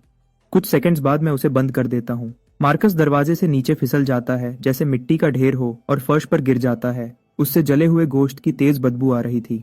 दरवाजे को धीरे से खोलता हूँ, बस थोड़ा सा, इतना कि उसे देख सकूं, इतना कि वह मुझे देख सके। वह वहां पड़ा है जैसे किनारे पर आई हुई मरी हुई मछली, भारी, रुक रुक कर सांस ले रहा है। उसकी आंखों में खोखली मायूसी के सिवा कुछ नहीं। नोरा मेरे पीछे खड़ी है, उस आदमी को देख रही है जो कभी उसका पति था। उसके होंठ कांप रहे हैं, उसका चेहरा पढ़ना मुश्किल है। यह सही वक्त है। मैं फर्श पर पड़े मार्कस को देखता हूँ और बोलता हूँ, ठंडी और सोच समझकर, मार्कस, क्या तुम ये मानने को तैयार नहीं हो कि अगर मैंने ये दरवाजा पहले से मजबूत न किया होता, अगर मैंने वह ग्रिड न लगाया होता, तो तुम्हें ये सब नहीं करना पड़ता, है ना? तुम अभी अंदर घुस जाते। वह कांपता है, उसके अंदर अब कोई इनकार नहीं बचा। मुझे यकीन नहीं हो रहा। मैं दबाव बनाता रहता हूँ, आवाज धीमी, हर लफ्ज उसे अंदर तक काट रहा है। क्या तुम यह मानने को तैयार नहीं हो कि एक बार अंदर घुसने के बाद तुम मेरा हर सामान ले लेते, नोरा और मुझ पर अपना सारा गुस्सा निकालते, ऐसा नुकसान करते जिसे कभी ठीक नहीं किया जा सकता? मार्कस के गले से एक फंसे हुए जानवर की सी सिसकी निकलती है। वह मेरे पीछे नोरा को देखता है और पहली बार उसकी आंखों में मिन्नत जैसा कुछ दिखता है। नोरा खुद ब खुद एक कदम पीछे हट जाती है, उसकी नजर से मुंह मोड़ लेती है। वह एक कदम उसे पूरी तरह तोड़ देता है। मैं उसकी आंखों में आखिरी रोशनी को बुझते देखता हूँ और आखिरी फैसला सुनाता हूँ, और अपने तरीके से सबसे रहमदिल फैसला। मार्कस, क्या तुम अपने अपार्टमेंट में बचा हुआ हर सामान मुझे देने को तैयार हो, इसके बदले में कि तुम अपने बेटे को दिन में एक बार देख सको? मार्कस की आंखों की पुतलियां पूरी तरह बेजान हो जाती हैं, जैसे कोई ऐसा जानवर जिसके शरीर से हर हड्डी निकाल दी गई हो। कुछ सेकंड्स की गहरी खामोशी के बाद वह अपने गले से एक टूटा हुआ लफ्ज निकालता है, जैसे जंग लगा लोहा आपस में रगड़ रहा हो। हाँ, एक लफ्ज, उसने उसकी हर इज्जत और ताकत को निचोड़ लिया। मेरे पीछे नोरा हल्की सी लड़खड़ाती है और खुद को दीवार से सहारा देने के लिए हाथ बढ़ाती है। मैं अपनी मुट्ठी भींचता हूँ और ट्रिगर दबाता हूँ। बिना किसी भाव के दरवाजा बंद करता हूँ, दूसरी तरफ की तबाही को बाहर छोड़ते हुए। नोरा, क्या तुम मेरे साथ सामान की गिनती करने में मदद करने को तैयार हो? मैं मुड़कर उससे पूछता हूँ, हमेशा की तरह शांत। वह चौंक कर अपनी आंखें खोलती है, उनमें डर और उलझन घूम रही है, लेकिन आखिर में सब कुछ एक बेजान मजबूर कबूलियत में बदल जाता है। वह सर हिलाती है। मैं दरवाजा खोलता हूँ। मार्कस अब भी वही पड़ा है जहां वह गिरा था, एक मरे हुए कुत्ते की तरह। मैं उसकी तरफ दूसरी नजर भी नहीं डालता। मैं सीधा हॉल के पार चलता हूँ। मैं उस चाबी का इस्तेमाल करता हूँ जो उसने अभी दी थी, उसका दरवाजा खोलने के लिए, और एक पुरानी खट्टी पसीने से भरी हवा का तेज झोंका बाहर निकलकर मुझसे मिलता है। लिविंग रूम तबाह है। खाली इंस्टेंट नूडल के कप और फटे हुए स्नैक के रैपर हर जगह बिखरे पड़े हैं। काउच दीवार के खिलाफ टेढ़ा पड़ा है, ऐसी चीजों से दागदार है जिनका नाम न लेना ही बेहतर है। यह अब वह गर्म साफ सुथरा घर नहीं है जो मुझे याद है, वह जहाँ कभी हंसी गूंजती थी। नोरा मेरे पीछे अंदर आती है। वह तबाही को एक नजर देखती है और उसकी आंखों के किनारे लाल हो जाते हैं। वह क्या याद कर रही है, लेकिन मुझे तसल्ली देने में कोई दिलचस्पी नहीं है। नाटक बंद करो, तुम्हारे यह सस्ते आंसू किसी को नहीं पिघलाएंगे, कचरे के डिब्बे को भी नहीं। नोरा रुक जाती है, अपने हर आखिरी आंसू को वापस अंदर धकेल देती है। नोरा और मैं खामोशी से सामान उठाना शुरू करते हैं। मार्कस के पास मेरी उम्मीद से ज्यादा सामान था। जो मैंने नोरा को पहले ही दिया था उसके अलावा कई डिब्बे क्रैकर्स के हैं, ढेर सारे कैंड गुड्स और बिखरे हुए स्नैक्स। असली इनाम 2 बड़े ड्रम साफ पानी के। जैसे ही मैं इमरजेंसी रेशंस का आखिरी डिब्बा उठाता हूँ, एक काली हार्ड कवर नोटबुक डिब्बे और दीवार के बीच की जगह से फिसलकर फर्श पर एक तेज आवाज के साथ गिरती है। मैं रुक जाता हूँ। नोरा भी उसे देखती है। वह खुद ब खुद उसकी तरफ हाथ बढ़ाती है। उसे मत छूना। मेरी आवाज एक हुक्म की तरह निकलती है। मेरे दिमाग में हर अलार्म बजने लगता है। मार्कस डायरी रख रहा है, उस जैसा आदमी। अंदर क्या हो सकता है? मैं नीचे झुकता हूं, लेकिन अभी तक उसे पकड़ता नहीं हूं। मेरी आंखें उसके हर इंच पर घूमती हैं जैसे सर्च लाइट हो। सादा काला कवर, कोई निशान नहीं, कोई सजावट नहीं। ये पर्सनल डायरी जैसा नहीं लगता, ज्यादा लॉगबुक जैसा है। मैं हाथ बढ़ाता हूँ, मेरी उंगलियां ठंडे चिकने कवर को छूती हैं। धीरे से मैं पहले पेज पर पलटता हूँ। एक पागल बेकाबू लिखावट मेरी आंखों में चुभती है। महीना X दिन X। लानत है, मैं वापस आ गया। वही मनहूस जगह, वही आखिरी रात से पहले। क्यों? मैं ही क्यों? मेरा दिल थम जाता है, जैसे किसी अदृश्य मुट्ठी ने उसे जोर से पकड़ लिया हो। ठंडे पसीने की एक लहर मेरी रीढ़ की हड्डी से नीचे उतरती है। मैंने सोचा था कि मैं ही इस दुनिया में अकेला रेवेनेंट हूँ, वह जिसके पास आखिरी स्क्रिप्ट है, एक भगवान। लेकिन ये नोटबुक मुझे एक जोर के थप्पड़ की तरह लगती है। मैं अकेला नहीं हूँ। मार्कस, वह भी एक रेवेनेंट है। मेरा दिमाग तेज दौड़ता है। कई डिटेल्स जिन्हें मैंने नजरअंदाज किया था अचानक एक साफ तस्वीर में जुड़ जाती है। पहले दिन वह सीधा मेरे पास क्यों आया, इतनी ठीक तरह से? वह मेरे सामान से जरा भी हैरान क्यों नहीं था, बस उसके लिए भूखा था? वह मेरी लॉजिक फ्लिप्स पर इतनी जल्दी रिएक्ट क्यों किया, इतनी जल्दी कि उसने तुरंत पड़ोसियों को मेरे खिलाफ कर दिया? मैं खुद को शांत रहने और पढ़ते रहने पर मजबूर करता हूँ। एंट्रीज बेकाबू हैं, कच्ची गालियां, पूरा गुस्सा, लेकिन अंदर ऐसी जानकारी छुपी है जो मेरे रोंगटे खड़े कर देती है। मेरी पिछली जिंदगी में मैं 7 दिन पर मर गया। उस आदमी ने एक ही काउंटर क्वेश्चन से मुझसे सब कुछ छीन लिया जो मेरे पास था। मैं भूख से मर गया। नहीं, ये सही नहीं है। मैं भूखा नहीं मरा था, मुझे उन्होंने मारा था। उस आदमी को नो बैन के बारे में कुछ नहीं पता था। नो बैन तो डूम्सडे रूल का सबसे खतरनाक हिस्सा भी नहीं है। असली डर तो उसके बाद आता है। कुछ क्रीचर्स हैं, साइलेंसर्स, जो नो शब्द पर तुरंत जानलेवा ताकत से रिएक्ट करते हैं। उनमें से किसी एक को नो कहो और तुम्हें वही फाड़ दिया जाएगा। हाँ हाँ हाँ। उस हरामी ने सोचा था कि वह जीत गया। उसे कुछ पता नहीं था, वह सारा सामान जो उसने चुराया था वह उसे साइलेंसर का पहला निशाना बनाएगा। इस बार मैं पहले चलूंगा। मैं उसे हर वह मायूसी महसूस करवाऊंगा जो मैंने अपनी पिछली जिंदगी में महसूस की थी। मेरी उंगलियां नोटबुक के किनारे को इतनी जोर से पकड़ती हैं कि मेरे नाखून सफेद पड़ जाते हैं। तो मार्कस मेरी वजह से और अपनी पिछली जिंदगी में भूख से नहीं मरा। जब मैंने उससे सब कुछ छीन लिया तो वह साइलेंसर से टकराया। वह डेथ क्वेश्चन को पूरा नहीं कर पाया, नो नहीं कह पाया, और उन्होंने उसे मार दिया। और जब वह वापस आया तो मैं उसका पहला निशाना था। वह सिर्फ मेरा सामान नहीं चाहता था, वह चाहता था कि मैं बिल्कुल उसी तरह मरूं जैसे वह मरा था। कितना खतरनाक प्लान। अगर मैं ज्यादा तेज होता तो अभी मैं फर्श पर एक मरे हुए कुत्ते की तरह पड़ा होता। मैं नोटबुक बंद करता हूँ और एक धीमी गहरी सांस लेता हूँ। मेरे सीने में तेज धड़कन शांत होने लगती है। डर के बाद कुछ गहरा आता है, सुकून और उत्साह का हल्का सा एहसास। मार्कस, इस तोहफे के लिए शुक्रिया। यह जानकारी उन डिब्बों से 10,000 गुना ज्यादा कीमती है। गेम में एक और रेवेनेंट, एक और तरह का मॉन्स्टर सामने है। तो क्या ये पूरा दुनिया खत्म होने का गेम अब और ज्यादा दिलचस्प हो गया है? फिर कहीं बाहर से एक चीख रात को चीर देती है। इंसानी नहीं, हर तरह से गलत। नोरा और छोटा पीट चीखते हैं और एक दूसरे से चिपक जाते हैं। मैं खिड़की की तरफ जाता हूँ और पर्दे का किनारा उठाता हूँ। असली अपोकलिप्स अब शुरू होता है। वह चीख ऐसी है जैसे जंग लगा आरा शांत रात में आगे पीछे घसीट रहा हो। मोटी दीवारों के पार भी वह तुम्हारे शरीर के हर बाल को खड़ा कर देती है। नोरा और छोटा पीठ पूरे सफेद पड़ गए हैं। वह सोफा के कोने में एक दूसरे से चिपके हुए हैं, जम गए हैं। मैं पर्दे को धीरे से हटाता हूँ। नीचे की स्ट्रीट लाइट्स कब बुझ गईं, मुझे नहीं पता। अंधेरे में एक टेढ़ा मेढ़ा आकार हमारी बिल्डिंग की तरफ धीरे से बहुत गलत तरीके से बढ़ रहा है। वह इंसान जैसा दिखता है, 4 अंग, सीधा खड़ा, लेकिन उसके जोड़ पीछे की तरफ मुड़ते हैं। हर कदम के साथ एक अजीब पूरे शरीर का झटका आता है और हड्डियों के अपनी जगह से रगड़ने की एक सूखी कर्कश आवाज।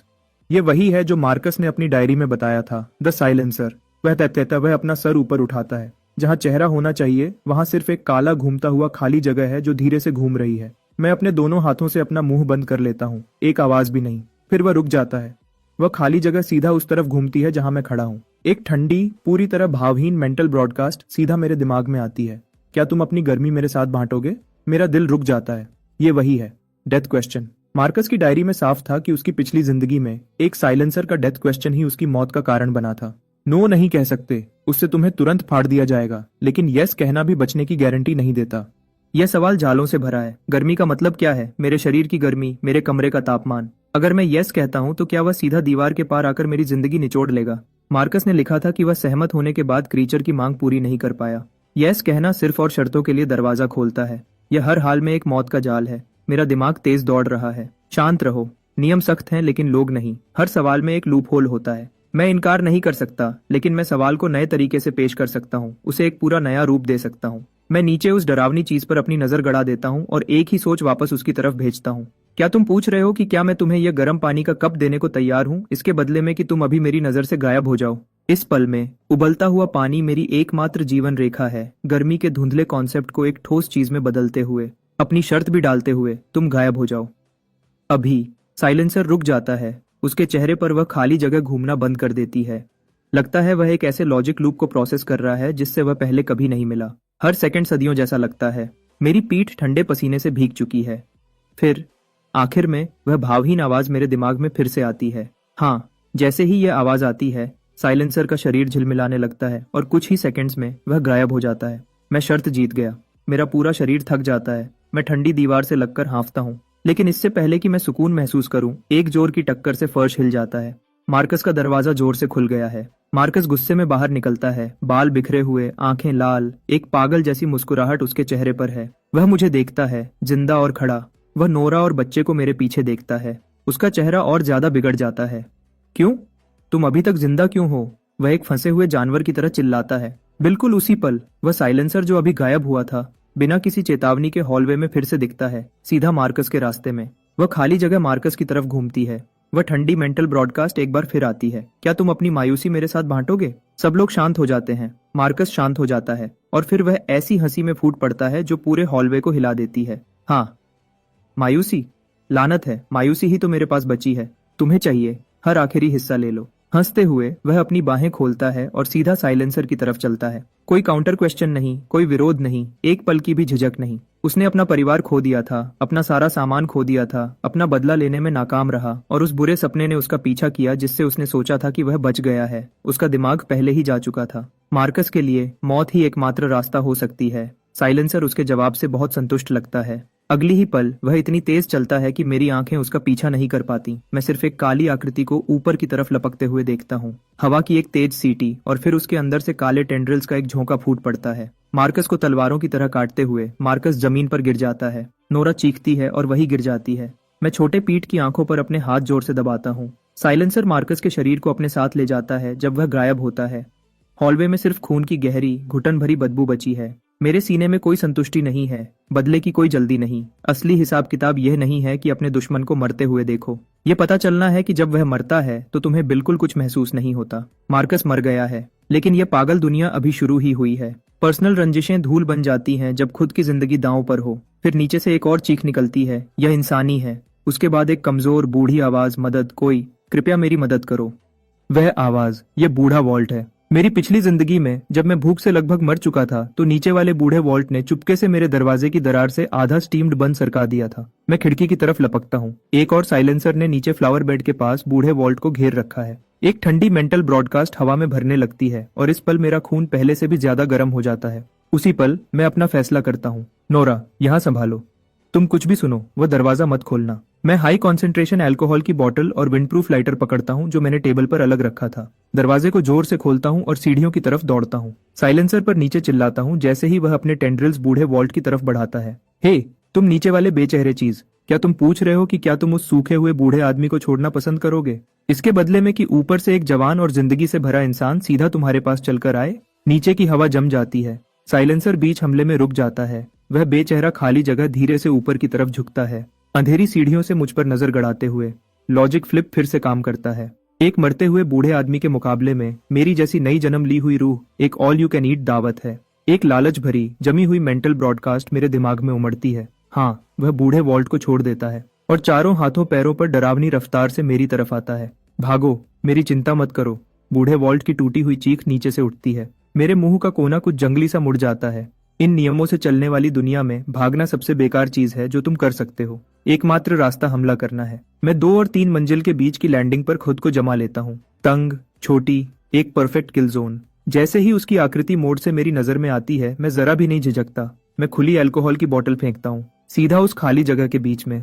फिर मैं विंड प्रूफ लाइटर को क्लिक करता हूँ। क्या तुम पूछ रहे हो कि क्या तुम अपने उस ठंडे शरीर को गर्म करने के लिए आग का ये जोशीला बैप्टिज्म कबूल करना चाहोगे? साइलेंसर अभी स्टिल पैशनेट और वार्म को प्रोसेस कर रहा है। उसकी इंस्टिंक्ट्स उसे ऐसी चीज को इनकार नहीं करने देंगी जो इतनी पॉजिटिव लगती है। नीली आग एक पल में तंग सीढ़ियों में फूट पड़ती है। अल्कोहल उसकी स्किन पर लग जाती है और जलते हुए सड़ांध की तरह चिपक जाती है। साइलेंसर एक कान फाड़ देने वाली चीख मारता है। ये आग नहीं है जो उसे खत्म करती है, ये लॉजिक कॉन्फ्लिक्ट है। वह इस हिंसा भरी शारीरिक पीड़ा को गर्मी के कॉन्सेप्ट से जोड़ नहीं पाता और उसका रूल कोर मेल्टडाउन में चला जाता है। वह दीवारों से टकराता है। काले टेंड्रिल्स पागलपन से झटक रहे हैं। सीढ़ियों की रेलिंग को टुकड़े टुकड़े कर देता है। मैं फिर बोलता हूँ, क्या तुम्हें दर्द हो रहा है?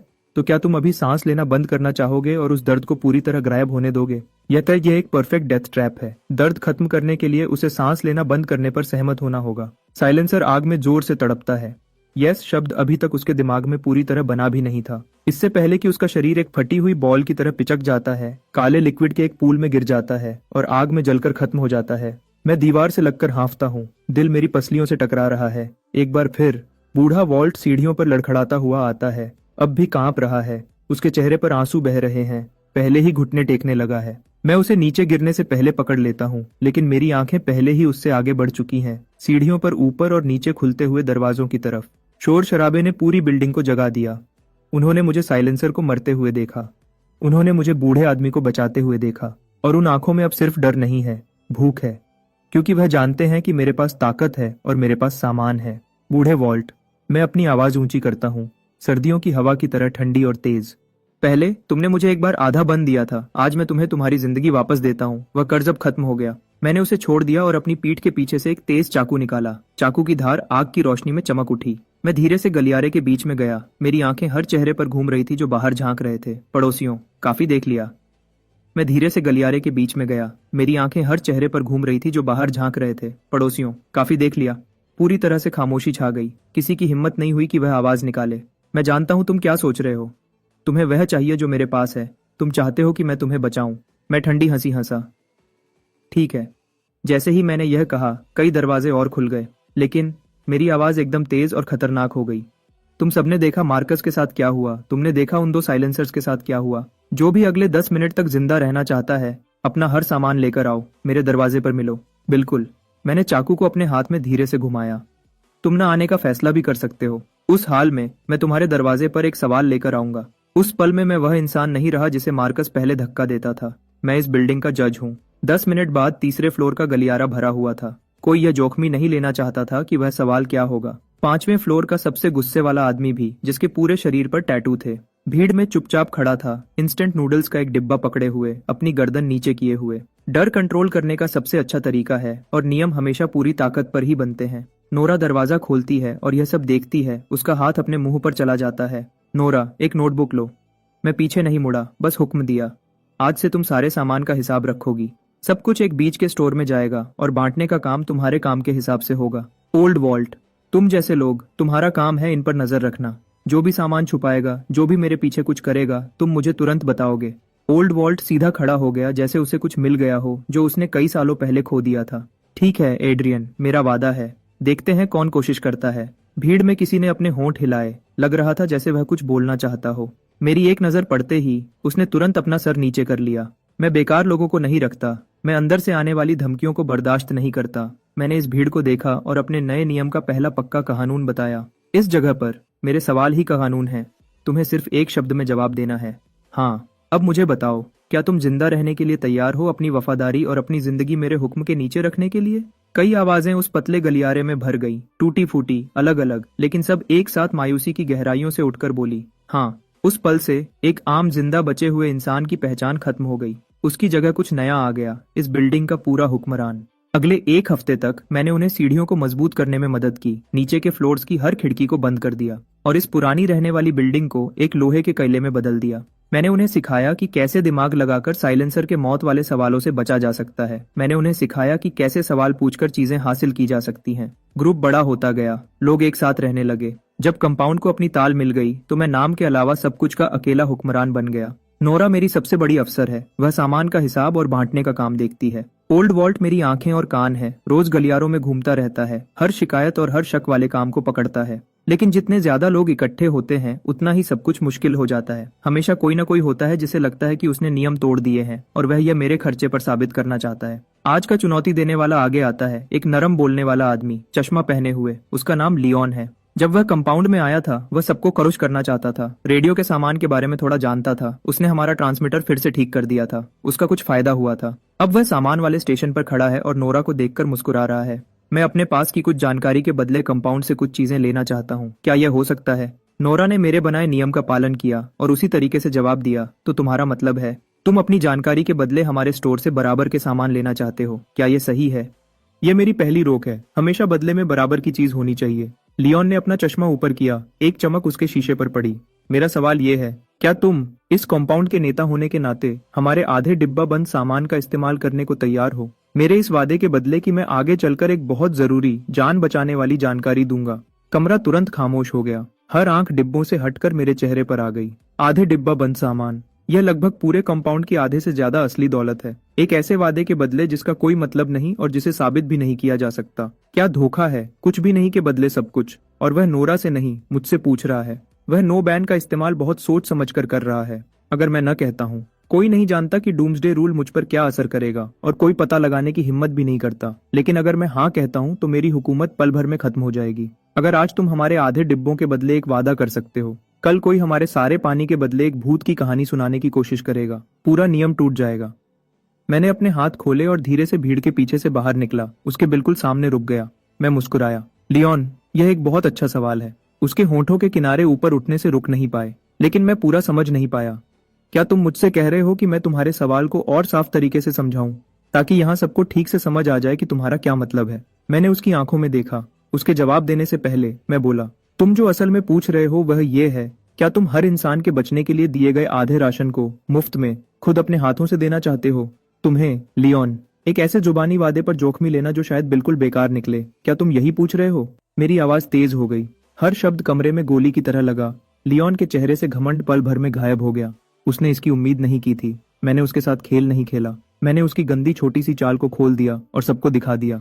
भीड़ में हलचल हुई। लियोन की तरफ देखने वाले चेहरे अब हैरानी से ठंडे हो गए। उसके माथे पर पसीना आ गया। उसके होंठ हिले, लेकिन कुछ नहीं निकला क्योंकि वह ना नहीं कह सकता था। जिस पल वह ऐसा करता तो यह मान लिया जाता कि उसके सवाल का वही मतलब था जो मैंने कहा था। मैं आगे बढ़ा जब तक मैं उसके बिल्कुल सामने नहीं आ गया, अपनी आवाज धीमी करते हुए, सिर्फ हम दोनों सुन सकें इतनी तेज। मुझसे खेल मत खेलो। फिर मैं तेजी से पीछे हटा, भीड़ की तरफ मुड़ा। या शायद लियोन, तुम असल में यहाँ सबसे एक अलग सवाल पूछना चाहते हो? मेरी आंखें हर चेहरे पर घूमी। क्या तुम असल में यहाँ मौजूद हर किसी से नहीं पूछ रहे हो? क्या तुम ऐसे इंसान पर भरोसा करने को तैयार हो जो इस कयामत के बीच में कुछ भी देने के बारे में नहीं सोच रहा, बल्कि कंपाउंड को छेदों से खाली करने की कोशिश कर रहा है और यहाँ सबको बेवकूफ समझ रहा है? भीड़ में शोर मच गया। नहीं, उसका यह मतलब था। कसम से मुझे पता था कुछ गड़बड़ है। एक वादा हमारे आधे डिब्बों के बदले वह हम सबसे मुफ्त में काम करवाना चाहता है। लियोन का चेहरा लोहे जैसा भूरा हो गया। वह मेरी कही एक भी बात से इनकार नहीं कर सकता था, क्योंकि डूम्सडे रूल की जंजीर उसके गले में कसकर बंधी हुई थी। उसकी खामोशी का हर एक सेकंड एक इकरार था। मैंने खामोशी के लिए हाथ उठाया। लियोन, मैं तुम्हें एक आखिरी मौका दे रहा हूं एक सवाल पूछने का। मैंने अपनी आंखें उसकी आंखों पर टिकाई। देखा वह कैसे नजरें चुराने की कोशिश कर रहा था और धीरे से साफ साफ बोला, क्या तुम असल में सबसे आखिर में यही नहीं पूछना चाहते? सब लोग, मैं, लियोन, एक पल के लिए अपना दिमाग खो बैठा था और सबको नुकसान पहुंचाने और अपने फायदे के लिए एक दिमागी जाल बिछाने की कोशिश की। मुझे सजा मिलनी चाहिए। क्या तुम मुझे हमेशा के लिए इस कॉम्पाउंड से बाहर निकालने को तैयार हो? गलियारा पूरी तरह से खामोश हो गया। लियोन कांप रहा था। सब उसे देख रहे थे, उसका सवाल पूछने का इंतजार कर रहे थे, या ज्यादा सही कहूं तो मेरे उसके लिए सवाल पूछने का इंतजार कर रहे थे। वह नहीं कहेगा तो मैं कहूंगा। मैं भीड़ की तरफ मुड़ा और अपनी आवाज ऊंची की। क्या तुम सब ऐसे इंसान को निकालने को तैयार हो जिसने हमें बांटने की कोशिश की, और ये पक्का करने को कि उसे दूसरा या तीसरा मौका न मिले हमें तबाही में घसीटने का? हाँ, उसे बाहर निकालो। इस बार जवाब एक आवाज में था, इतना तेज कि कान फट रहे थे। नो बैन के तहत यह कंपाउंड का पहला एक जैसा वोट बन गया। लियोन जमीन पर गिर गया, उसका चेहरा राख जैसा हो गया था। मैंने उसकी तरफ नीचे देखा, मेरे दिल में कुछ भी नहीं हिला। तुमने उनकी बात सुनी। मैं मुड़ा और पीछे नहीं देखा। नोरा, उसे एक पानी की बोतल और एक पैकेट क्रैकर्स दो और फिर उसे बाहर छोड़ाओ। इस पल में पूरी हुकूमत पूरी तरह से पक्की हो गई। तभी कोने में रखा रेडियो, वही जिसे लियोन ने ठीक किया था, अचानक तेज स्टैटिक की आवाज के साथ बजने लगा और एक आदमी की आवाज आई, गहरी और गूंजती हुई। शहर के जिंदा बचे हुए लोगों, हेलो, क्या तुम अपनी बेकार की लड़ाई छोड़ने को तैयार हो और हमारे अलायंस फॉर ह्यूमन सर्वाइवल में शामिल होने को तैयार हो? आवाज ऐसे लग रही थी जैसे वह किसी गहरी खाई से आ रही हो, कमजोर सिग्नल से गुजरते हुए सीधे कमरे में मौजूद हर कान तक पहुंच रही थी। अपना सारा सामान दे दो, अपनी बेकार की निजी जगहों को छोड़ दो और एक अच्छी, एक जैसी देखभाल के नीचे आ जाओ। क्या तुम तैयार हो? ब्रॉडकास्ट पर मौजूद आदमी चिल्ला नहीं रहा था, धमका नहीं रहा था। उसकी आवाज मौसम की खबर की तरह शांत थी, और वही शांति थी जिसने एक ठंडक भेज दी तुम्हारे पैरों के तलवों से सीधे तुम्हारे सर तक। यह एक खुला खेल था, दिन के उजाले में बिछाया गया एक बहुत बड़ा जाल जिसे तुम मना नहीं कर सकते थे। डर गलियारे में एक अदृश्य लहर की तरह फैल गया। ओल्ड वॉल्ट के होंठ कांप रहे थे। उसने मेरी तरफ देखा, उसकी आंखों में डर भरा था। नोरा ने बिना सोचे समझे छोटे पीठ को अपने पीछे खींच लिया। उसका चेहरा पूरी तरह से सफेद पड़ गया था। कमरे में हर आंख मुझ पर ऐसे टिक गई जैसे मैं स्पॉटलाइट में हूँ। उनकी आंखों में मैं वह था जो नियम से लड़ सकता है, एक भगवान। लेकिन मैं सच जानता हूँ, मैं भगवान नहीं हूँ। मैं बस एक आम इंसान हूँ जो सबसे एक बार ज्यादा मर चुका है। इस ब्रॉडकास्ट पर मौजूद आदमी मार्कस या लियोन जैसा बिल्कुल नहीं है। छोटे फायदा उठाने वाले जो सिर्फ लेना जानते थे। वह सिर्फ डूम्सडे रूल को समझता ही नहीं है, उसने इसे अपनी पूरी ताकत तक बढ़ाने का तरीका ढूंढ लिया है। बड़े पैमाने पर ब्रॉडकास्ट। उसे एक भी दरवाजे पर दस्तक देने की जरूरत नहीं। वह एक जगह बैठकर पूरे शहर से बात करता है, अपनी मर्जी अपने सिग्नल की पहुंच में हर इंसान पर थोपता है। इसका बोझ मेरे सीने पर एक पत्थर की तरह दब रहा था। मैंने कमरे में उन सब डरे हुए चेहरों को देखा। नोरा की गोद में छोटे पीठ की बड़ी, न समझने वाली आंखों को देखा। नहीं, मैं नरक से वापस आया हूँ, दोबारा किसी अलग जगह, अलग तरीके से मरने के लिए नहीं। मैंने एक लंबी गहरी सांस ली और गुस्से और दबाव की हर उठती लहर को नीचे दबाया। मैंने उन सबको देखा और धीरे से बोला, मैं हमेशा एक पहाड़ था, कभी नदी नहीं। खाली नजरें। कोई नहीं समझा। मैं मुस्कुराया, एक ऐसी मुस्कुराहट जिसमें कोई गर्मी नहीं थी, सिर्फ ठंडी तीखी धार थी। एक नदी एक बड़ी नदी में समा जाती है, लेकिन एक पहाड़ बस खड़ा रहता है। मैं खड़खड़ाते रेडियो की तरफ गया और हाथ बढ़ाया। कमरे में हर हैरान चेहरे के सामने मैंने धीरे से एंटेना को मोड़ा जब तक वह टूट नहीं गया। एक साफ तेज आवाज आई और ब्रॉडकास्ट बंद हो गया। पूरी दुनिया पल भर में शांत हो गई। मैं हैरान भीड़ की तरफ मुड़ा। उसने हमसे पूछा कि क्या हम तैयार हैं, लेकिन वह भूल गया, हमें भी सवाल पूछने का हक है। यहाँ रहने का मतलब है वह हक किसी और को दे देना। हम कटने वाले बकरे बन जाएंगे। क्या तुम यही चाहते हो? कोई नहीं बोला, लेकिन उनकी बंद मुट्ठियां और लाल आंखों ने मुझे जवाब दे दिया था। मैं उस दीवार की तरफ गया जहां हमने एक शहर का नक्शा लगाया था जो हमें सामान लाते वक्त मिला था। मेरी उंगली नक्शे के बीच में पड़ी, ब्रॉडकास्ट टावर की निशानजद जगह पर। उसका हमें ढूंढने का इंतजार करने के बजाय हम उसे पहले ढूंढेंगे। मैं नोरा की तरफ मुड़ा और हुक्म दिया। वह तुरंत सीधी खड़ी हो गई। हमारे सब हथियारों और चलने वाली गाड़ियों का हिसाब लो। 3 सबसे ताकतवर और तेज लोगों को चुनो, एक हमला करने वाली टीम बनाओ। हाँ, ओल्ड वॉल्ट, तुम और बाकी सब इस बिल्डिंग को आखिरी बार मजबूत करना शुरू करो। अभी, इस पल से, यह जगह हमारा किला और हमारा आखिरी सहारा है। मैं रुका, मेरी आंखें कमरे में हर इंसान पर घूमी। याद रखो, हम हार नहीं मानेंगे, हम बात नहीं करेंगे। मेरी आवाज धीमी हो गई, उसमें आखिरी बात का बोझ था। मैं उसे बताऊंगा कि इस शहर के 2 हुक्मरान हैं, या फिर बहुत जल्द सिर्फ एक ही होगा। एक बदली हुई एसयूवी चला रहा था जिसके सामने लोहे की मजबूत चादर लगी हुई थी। मरे हुए शहर में एक चुपचाप शिकारी की तरह चल रहा था। अंदर कोई नहीं बोला, सिर्फ इंजन की गहरी आवाज और पहिए के नीचे कंकड़ की आवाज थी। नोरा ने जिन 3 लोगों को चुना था, रेक्स जो पहले फौज में था और गाड़ी चला रहा था, और जुड़वा भाई ब्रूनो और प्रीमो जो पहले जिम ट्रेनर थे, दीवारों जैसे मजबूत थे। हर एक ने आग बुझाने वाली कुल्हाड़ी पकड़ी हुई थी। हम अपनी जगह पर जल्दी पहुंच गए। उनका कंपाउंड मेरी उम्मीद से ज्यादा मजबूत था। रेक्स ने गाड़ी को पहले चेक पॉइंट से 50 मीटर पहले रोका। हम क्या करें? वह हथियार बंद हैं। उसकी आवाज में डर था। मैंने दरवाजा धक्का देकर खोला और अकेला बाहर निकला। चेक पॉइंट के पीछे कम से कम 5 या 6 बंदूकें सीधे मेरी तरफ थी। सामने वाला आदमी दूर से चिल्लाया, क्या तुम अभी पलट कर जाने को तैयार हो? एक अच्छी शुरुआत थी। मैं हाँ भी नहीं कह सकता था और न भी नहीं कह सकता था, क्योंकि अगर मैं न कहता हूँ डूम्सडे रूल के सीधे नियम के हिसाब से मैं ये कह रहा हूँ कि मैं नहीं जाऊंगा, जिसका मतलब है मैं खुद को उनके हवाले कर रहा हूँ। लेकिन मैं मुस्कुराया। मैंने अपने पैर जमाए और साफ आवाज में वापस बोला, मैं तुम्हारे नेता के लिए आया हूँ। मुझे बताओ, क्या तुम पूछ रहे हो कि मैं अपनी सारी हिफाजत नीचे कर दूं, तुम्हारे बेस में अकेला चला जाऊं और तुम्हारे सवालों का जवाब दूं? मैंने एक संभावित दुश्मनी वाले काम को एक ऐसे सवाल में बदल दिया जो वह मुझसे पूछ रहे थे। गार्ड साफ तौर पर रुक गया। उसने इस जवाब की उम्मीद नहीं की थी। हवा कुछ सेकंड के लिए जम सी गई। तभी उसके पास के रेडियो से एक आवाज आई, मजेदार, बिना जल्दी के, दिलचस्प, उसे अंदर आने दो। लोहे की जाली वाला दरवाजा धीरे से खुल गया। मैंने रेक्स और दूसरों की तरफ पीछे देखा। एक पक्की नजर जो कह रही थी, शांत रहो। फिर अकेला अंदर चला गया। मुझे ब्रॉडकास्ट टावर के अंदर ले जाया गया, जिसे एक बड़े रहने की जगह में बदल दिया गया था। हर तरफ लोग चल रहे थे, फिर भी अजीब सी खामोशी थी। हर चेहरा खाली था। एक ऐसा नियम जो तुम्हारे अंदर तक ठंडक भेज दे। सबसे ऊपर वाले फ्लोर पर मैं ब्रॉडकास्ट हॉल में मैं आखिरकार उनके नेता से मिला। वह 40 साल के बीच का लग रहा था। सुनहरी चश्मा, एक साफ सफेद शर्ट पहने हुए। वह कयामत के सरदार से कम और यूनिवर्सिटी के प्रोफेसर जैसा ज्यादा लग रहा था। वह एक बड़े ब्रॉडकास्ट डेस्क के पीछे बैठा था, शांति से अपना चश्मा साफ कर रहा था। स्वागत है, उसने अपना सर उठाते हुए कहा। चश्मे के पीछे उसकी आंखें बाज की तरह तेज थी। वह मेहमान जो दिमाग से लड़ता है। और तुम वही होगे जिसे सवाल पूछना पसंद है। मैंने उसके सामने वाली कुर्सी खींचकर बैठ गया, बिना बुलाए। वह मुस्कुराया। लग रहा था उसे कोई फर्क नहीं पड़ा। क़यामत में दिमाग ही ताकत है, क्या तुम नहीं कहोगे? उसने अपना चश्मा वापस पहना और थोड़ा आगे झुका, उंगलियां डेस्क पर मिलाए हुए। तुम्हारा आना सच में मुझे हैरान कर गया। मैंने सोचा था कि मैं ही इस शहर में अकेला साफ दिमाग वाला इंसान बचा हूँ। अगर तुम पहले से जानते थे कि मैं हूँ, तो उस ब्रॉडकास्ट का इस्तेमाल मुझे जांचने के लिए क्यों किया? क्या यह बेकार नहीं लगता? मैं पीछे नहीं हटा। वह जैब जांच नहीं थी। उसने अपना सर हिलाया। मुस्कुराहट और गहरी हो गई। वह एक ऐलान था। मैं बस अपनी मौजूदगी बता रहा था और उन लोगों को हटा रहा था जो नियम समझने के लिए भी बहुत कमजोर थे। हर शब्द में खुला घमंड था और इंसानी जिंदगी के लिए पूरी तरह से बेपरवाही थी। मेरा दिमाग तेजी से चलने लगा।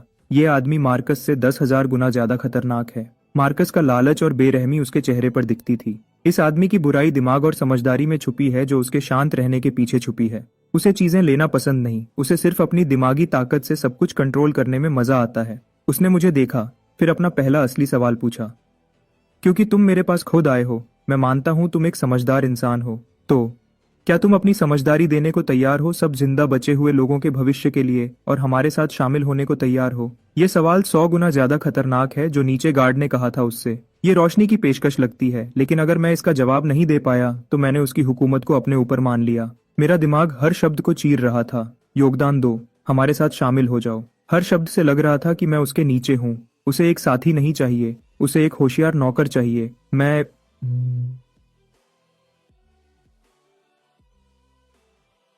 उसकी आंखों में देखा और मुस्कुराया। प्रोफेसर, यह एक दिलचस्प सवाल है, लेकिन जवाब देने से पहले क्या मैं ये पक्का कर सकता हूँ कि तुम असल में क्या पूछ रहे हो? क्या तुम पूछ रहे हो कि मैं तुम्हारी टीम के साथ बराबरी से काम करने को तैयार हूँ और मिलकर एक प्लान बनाऊं जो हर इंसान के बुनियादी हकों की हिफाजत करे, न कि सिर्फ तुम्हें अकेला अपनी वफादारी दूं? मैंने योगदान दो की जगह बराबरी से काम करो कर दिया और हमारे साथ शामिल हो जाओ की जगह मिलकर बनाओ कर दिया। पहली बार प्रोफेसर की मुस्कुराहट रुक गई। वह पूरे 10 सेकंड तक मुझे खामोशी से घूरता रहा। उसकी आंखों में मौजूद मजा धीरे धीरे बदल गया एक ऐसे इंसान की थकान में जिसे आखिरकार अपना टक्कर का मिल गया हो। तुम मेरी उम्मीद से ज्यादा तेज हो। वह बिना किसी चेतावनी के पलट गया। क्या तुम्हें हैरानी नहीं होती कि मैं इस तरह का नियम इतनी आसानी से कैसे बना पाया? मेरे जवाब का इंतजार किए बिना उसने मुझे जवाब दिया, क्योंकि नियम खुद ही बदले जा सकते हैं। जब कोई इंसान नियम का इस्तेमाल करके 100 से ज्यादा लोगों की मर्जी को कंट्रोल कर लेता है तो उसे एक नियम की इच्छा मिलती है। ये कुछ ऐसा था जो मैंने पहले कभी नहीं सुना था। मेरी पहली इच्छा ये थी, जो भी मेरे खिलाफ लड़ने का सोचेगा उसे तुरंत तेज दर्द होगा, जैसे सुई चुभी हो, और बस ऐसे ही नियम बन गया। प्रोफेसर की आंखों में एक पागलपन की चमक थी। एक ठंडक सीधे मेरे दिमाग तक पहुंच गई। हैरानी नहीं कि यहाँ सब खोखली लाशों की तरह चलते हैं। वह लड़ने से मना नहीं करते, वह इसके बारे में सोच भी नहीं सकते। अब वह पीछे हो गया, पूरे कंट्रोल वाली अपनी पुरानी मुद्रा में वापस आ गया। क्या तुम्हें अब भी लगता है कि तुम मुझसे बराबरी के बारे में बात करने के लायक हो? उसे लगता है कि इस खुलासे ने मुझे तोड़ दिया होगा, लेकिन मैंने अभी उसकी कही हर बात में सबसे खतरनाक कमजोरी ढूंढ ली है। मैं उसे वहां बैठा देखता हूँ, अपने जीनियस पर घमंड से संतुष्ट, और अचानक मुझे यह लगभग मजेदार लगता है। दयनीय। प्रोफेसर का चेहरा पूरी तरह बदल जाता है। मैं खड़ा होता हूँ। मैं उसे नहीं देखता। इसके बजाय मैं हॉल के पार उसके लोगों की तरफ देखता हूँ, जो मेरे एक लफ्ज से पहले ही हिलने लगे हैं। मैंने अपना हाथ उठाया और प्रोफेसर की तरफ धीरे से सोच समझकर इशारा किया, जैसे मैं कोई पब्लिक फैसला सुना रहा हूँ। मेरी आवाज तेज नहीं है, लेकिन वह हर सीने में बिजली की गरज की तरह लगती है।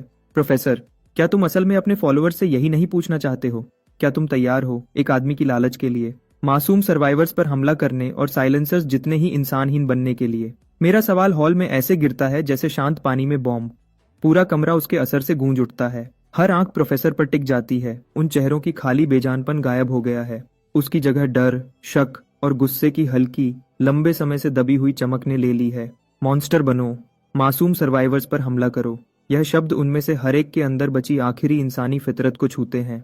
प्रोफेसर का चेहरा लोहे जैसा भूरा से सफेद हो जाता है। वह खुद को अपनी कुर्सी से धकेल कर उठाता है। उसका कीमती एडिक्ट, वह नियम जिस पर उसे इतना गर्व था, लगता है काम करना बंद कर दिया है। क्योंकि मेरे सवाल को यस या नो की जरूरत नहीं है। मैंने बस उनकी तरफ से पूछा, वह सवाल जो उनके दिलों की गहराइयों में दफन था। वह हार गया। जिस पल मैंने वह सवाल पूछा, तभी सब खत्म हो गया था। बिल्कुल बकवास। प्रोफेसर आखिर में टूट जाता है। उसकी आवाज तेज और टूटी हुई निकलती है। वह त्याग से एक कांपती हुई उंगली मेरी तरफ उठाता है। तुम उनके दिमाग को घुमा रहे हो। क्या तुम असल में सबसे नहीं पूछ रहे हो? क्या तुम एक बाहर वाले पर भरोसा करने को तैयार हो और उन्हें वह स्थिरता बर्बाद करने दो जिसे हमने इतनी मेहनत से बनाया है? उसकी आखिरी काउंटर मूव, बाहर वाले की अस्थिरता का इस्तेमाल करके मेरे और बाकी सबके बीच फूट डालने की कोशिश। एक बार फिर बहुत देर हो चुकी है। मैं उसके सवाल को बिल्कुल नहीं मानता। मैं कमरे की तरफ शांत और सोच समझकर लफ्ज ब लफ्ज देखता हूँ। मैं यहाँ किसी और के एम्पायर में समा जाने के लिए नहीं हूँ। मैं यहाँ हर संघर्ष करती नदी को एक दिशा देने के लिए हूँ, एक ऐसी दिशा जो किसी बड़ी चीज की तरफ ले जाती है। मैं रुकता हूँ, उन लड़खड़ाते चेहरों पर नजर डालते हुए। अब मैं तुम्हें एक ऐसा सवाल दूंगा जिसे किसी जवाब की जरूरत नहीं। क्या तुम मेरे साथ मिलकर एक ऐसा ऑर्डर बनाने को तैयार हो जो सच में सर्वाइवल के लिए हो, न कि किसी एक इंसान की लालच के लिए? एक ऐसा ऑर्डर जो साइलेंसर्स के खिलाफ खड़ा हो और हमें रात को सोने दे बिना इस डर के कि कल हमें एग्जीक्यूशनर्स बनना पड़ेगा। जिस पल मैं खत्म करता हूँ, भीड़, हलचल और सरगोशियों की एक न रुकने वाली लहर में टूट जाती है। प्रोफेसर का इनर सर्कल, उसके बगल में खड़े हथियारबंद गार्ड्स एक दूसरे को देखने लगते हैं। उनके हथियारों पर पकड़ धीरे से ढीली पड़ जाती है। पाला पूरी तरह पलट जाता है। प्रोफेसर अपने ही लोगों को उसे छोड़ते हुए देखता है। उसके चेहरे से हर रंग गायब हो जाता है। वह अपनी कुर्सी में वापस गिर जाता है जैसे उसके शरीर की हर हड्डी घुल गई हो। वह पूरी तरह से टूट चुका है। मैं उसे दूसरी नजर भी नहीं देता। मैं मुड़ता हूँ और नीचे चलता हूँ और किसी से नोरा और बूढ़े वॉल्ट को ऊपर लाने को कहता हूँ। एक बार जब वह पहुंच जाते हैं तो मैं ऑर्गेनाइज करना शुरू करता हूँ, सप्लाईज और लोगों का कंट्रोल लेता हूँ। सब कुछ परफेक्ट ऑर्डर में चलता है, जैसे हम हमेशा से यहाँ के ही थे। ये सब मेरी उम्मीद से ज्यादा आसानी से होता है। मैं फ्लोर से सीलिंग तक की खिड़की की तरफ चलता हूँ और नीचे प्लाजा को देखता हूँ। मेरे लोग और प्रोफेसर के पहले के फॉलोअर्स एहतियात से एक दूसरे की तरफ बढ़ रहे हैं, मिलना शुरू कर रहे हैं। मेरे पैरों के नीचे एक नया बहुत बड़ा सर्वाइवर कंपाउंड बन रहा है। आज से मैं अब अकेला सर्वाइवल के लिए लड़ने वाला इंसान नहीं हूँ। मैं एक लीडर बन गया हूँ। फिर बिना किसी चेतावनी के एक ठंडी मैकेनिकल घंटी मेरे दिमाग में फूट पड़ती है, जानी पहचानी और डरावनी। रुकी शील्ड खत्म हो गया। डूम्सडे रूल अपडेट हो रहा है।